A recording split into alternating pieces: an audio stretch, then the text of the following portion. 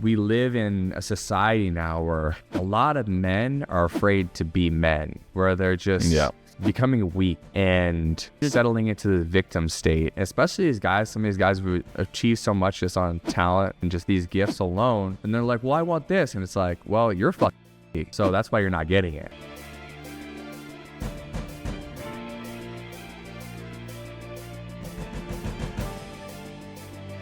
What about where do you feel like the high performers that you work with, the pro athletes, the executives, leaders, etc., where do they most typically sabotage their potential for their best? How do they handcuff themselves unknowingly, even though they're a peak performer? Yeah. But they have another level that they could hit on, and you're like, dude, let's like you work with, first round draft picks.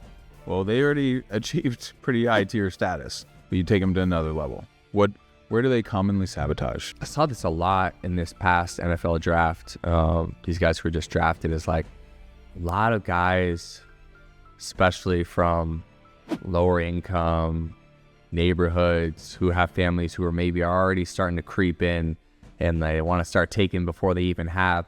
They have this like belief that everyone's out to get them, but you need coaches, you need mentors, you need people to support you on your journey. So if you're operating with that programming, then you're going to shut people out and it's going to make it harder for you to get to where you want to go. Because if this is your first time entering the league, like you don't know, you need experience. Like you need to believe everyone's out to help you. That's what you need to believe. And so that's a big one, man. It's just like, and also they kind of program guys like this when they go into a lot of the professional sports leagues. They tell them literally when they are in these rookie camps, like, hey, these are all things you need to watch out for. People are going to try to get your money. People are going to try to like take advantage of you, blah, blah, blah. So it drives this programming even deeper. And like, it's good to have discernment around the choices you make and who you associate with, but you need to believe that people are there to help you. So that's a big one. Where else? I would say this is any high achiever. I think, did you watch the Tom Brady roast? Have you seen that? I've watched everything Tom Brady, but not the roast yet. I was just talking with a buddy that told me I gotta watch it, so I can't wait to watch it. It's funny. Yeah. But actually, me and I haven't been to the roast. It might have been a podcast where he just talks about how much he regrets not enjoying the process. It's like you see someone who achieves so much, and that's a big thing. Is that some guys, they come to me and like you said, I work with a Cy Young Award winner. You can't get any better than that. So what can I do for you? I can help you enjoy the process, because there's guys like Tom Brady who finished their career and everyone's like, wow, you're the best. And like the dude just suffered, it sounds like a lot throughout his career. Like he didn't really enjoy the moment. And so you can have your cake and eat it too. And there's a lot of like raw motivational content out there that makes you feel like, hey, get up at 5 a.m., suffer through everything. It's like, well, the difference here is you could do the same work, but just be present for it. And so I think that's where a lot of people get lost, is like they're living in this perpetual, I'm not there yet, when I get there, if I get there, will I get there, this future pacing, which is just an illusion because we never get there. You're already there. So you can't get there, you're already there. And so I'd say it's a big one, is any high achiever who lives in this perpetual state of I'm not there yet, you're going to always want to achieve something else. Doesn't matter what field or how high you get. So understanding that you are there right now, and understanding that you are in a mental construct, you are living in mental slavery as long as you're giving away your present moment and you're saying that the next moment's more important than this one. No, it's here right now. God lives inside of you right now. Connect to the source, feel it. It's expansive. It's incredible. And we talked about a little bit before we got online here, like you really experience these when you have these psychedelic experiences. It's like, wow, it's all here right now. Oh my God, it's so self-evident. There's nothing to say. There's nothing to think about. It's all here right now. But the truth is, it's always right here. We just have to allow ourselves to experience it. Love it. So good, man.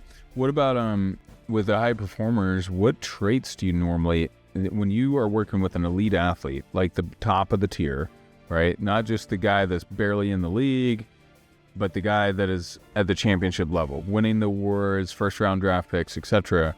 What traits do you typically see for the ones that consistently show up in, you and I, we've probably studied Kobe Bryant and Michael Jordan and those guys, or Albert Pujols or whoever, right? But what are the traits that you consistently see mentally they're the best of the best have. Yeah. A matter-of-fact attitude.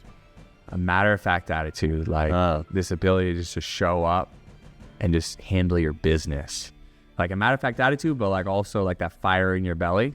But a matter-of-fact attitude, like it's like you're not falling for the fantasy of like, oh my God, it's going to be so good, right? You're not falling on that side. And you're not falling for like the worst case scenario of like, oh my God, what's going to happen? You're more matter-of-fact about it. And it's funny, dude, because I won't name this guy, but there is another Cy Young Award winner out there that doesn't do any of the physical training, eats tons of candy, just plays video games, doesn't do any of the mental training, and he wins a Cy Young as well. So I have to say that like there are some guys who just show up, throw their glove in the mound, and they're that guy as well. Like, of course, they have tons of experience. They're putting in a lot of work, more work than the average person, but they're not dialed like you think they would be. Now, you know, I imagine like you got into this stuff, and so did I, was because we couldn't afford to do that.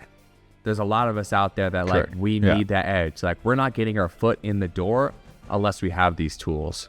And so I'd say that like you, like this guy, if he used any of these tools, he would go from like whatever world class to legendary, right?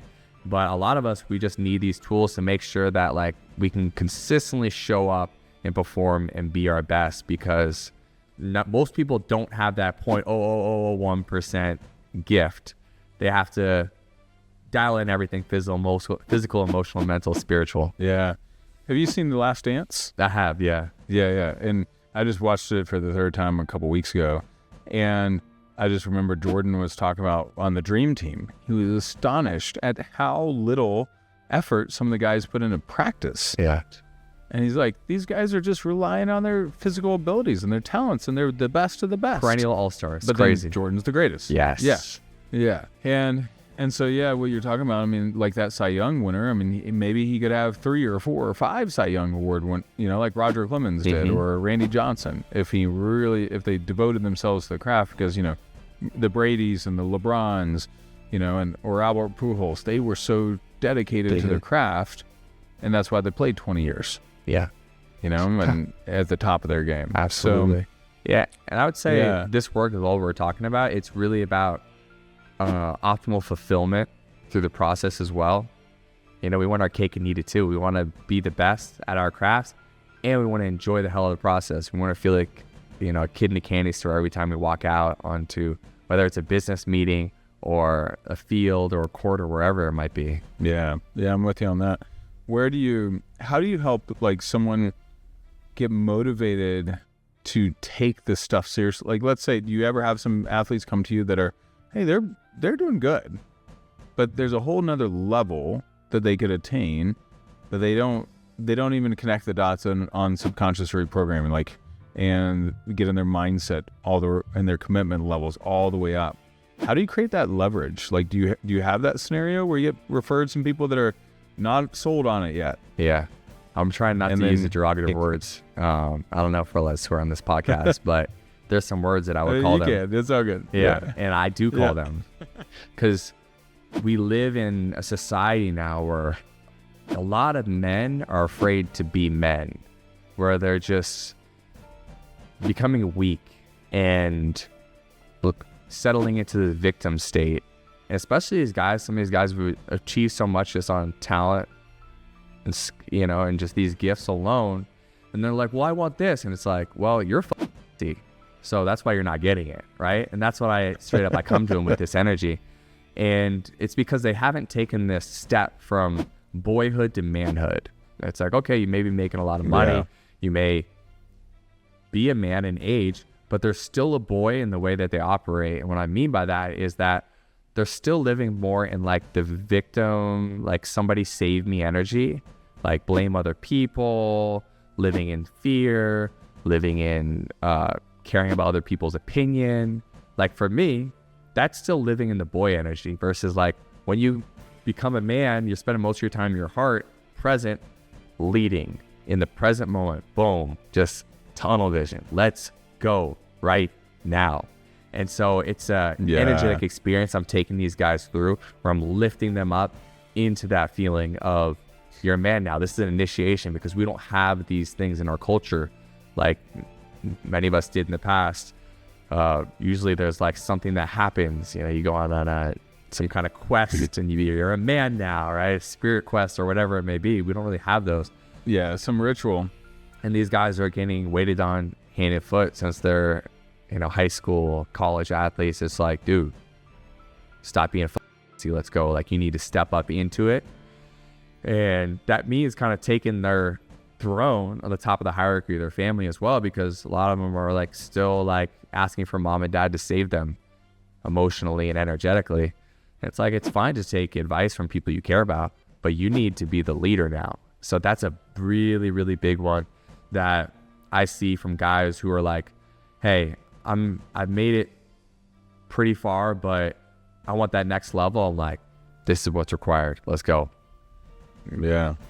Wow. Love that. So when you're challenging a pro athlete, hey, dude, it's time to step up from being a pansy or a little boy and be a man and own it.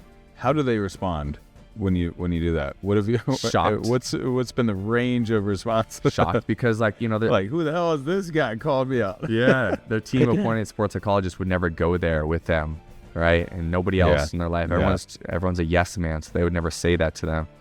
And so it starts to shock and some resistance, no, ultimately acceptance, and then they want what I have. And so I'm lighting their torch in that session. They're like, you know what? I want that though. And I didn't like the initial jolt of like being humbled in that way, but there's a grain of truth there. And every time I've taken someone through it, like when they've bought into it, because obviously I'm not just going to go there with anyone, but they bought into this experience with me, like, this is what you're paying me for, let's go. And it's funny to hear them talk about it in hindsight, because they're like, when they always say, like, when I initially like meet them there at that intensity, they're like, the energy for them is like, you, like, who do you think you are?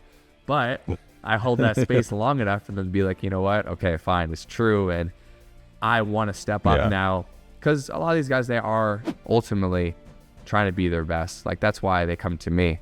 Many people don't seek out this work, right? So the people that do, they're looking for solutions or looking for ways to get better.